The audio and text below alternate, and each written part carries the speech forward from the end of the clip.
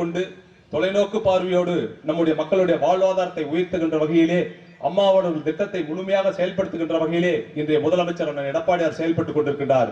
அவருடைய ஆட்சி நீடிக்க வேண்டும். வரக்கூடிய 2021 நடைபெறுகின்ற சட்டமன்ற தேர்தலாக இருந்தால், பொது தேர்தலாக இருந்தாலும் சரி, கூடிய விரைவிலே வரக்கூடிய உள்ளாட்சி மன்ற தேர்தலாக இருந்தாலும் சரி, அந்த அனைத்து இந்திய அண்ணா திராவிட முன்னேற்ற கழகத்தின் சார்பாக யார் போட்டியிடுகிறார்களோ அவர்களுக்கு உங்களுடைய பொன்னான வாக்குகளை அளித்து தொடர்ந்து உங்களுக்கு பணியாற்றுகின்ற வாய்ப்பை எங்களுக்கு தாருங்கள். ஒரு சாதாரண விவசாய பெருமகனாக இருந்து இன்றைக்கு விவசாய பெருமக்களுக்கு உதவி செய்கின்ற வகையிலே பணியாற்றி கொண்டிருக்கிறார்கள். அவருடைய ஆட்சி காலம் 3 மாத காலம், 6 மாத காலம், 9 மாத காலம், 1 வருட காலம் என்று இன்றைக்கு ஸ்டாலின் சொல்லிக் கொண்டிருந்தார். திமுக கட்சியை சேர்ந்தவர் அதே போலதான் டிடிவி தினகரனும் சொல்லிக் கொண்டிருந்தார்கள். அவர்கள் இருக்கும் இடம் தெரியவில்லை.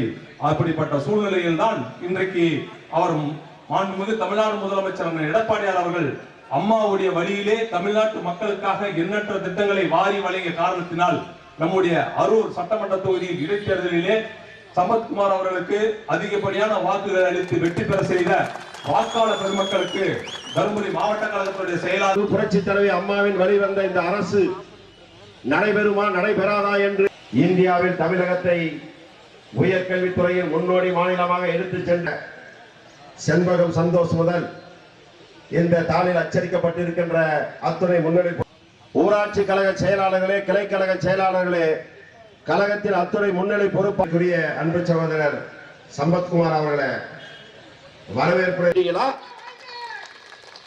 அதே போல கடந்த பொங்கலுக்கு 1000 ரூபாய் பெற செய்த உங்கள் பொறுப்பாளர்களில் முதல் நன்றி கலந்த வணக்கத்தை தெரிவித்துக் கொள்கிறேன். அது மட்டும் இன்றைய முதலமைச்சர் அண்ணன் எடப்பாடியார் அவர்கள் என்பதையும் நீங்கள் எண்ணி பார்க்க வேண்டும். அதோடு மட்டுமல்ல, அதற்கும் ஒருபடி மேலே சொன்னோம் என்று சொன்னால் உலகத்திலேயே அதிகமாக உயர்கல்வி படிக்கிறது மக்களுக்கு முழுமையாக செயல்படுத்த வேண்டும் என்ற ஒரே நோக்கத்தோடு இன்றைக்கு செயல்பட்டுக் கொண்டிருக்கிற அரசு தான் பட்டா வழங்க வேண்டும். வீடு இல்லாதவர்களுக்கு வீட்டுமனை பட்டா வழங்கிய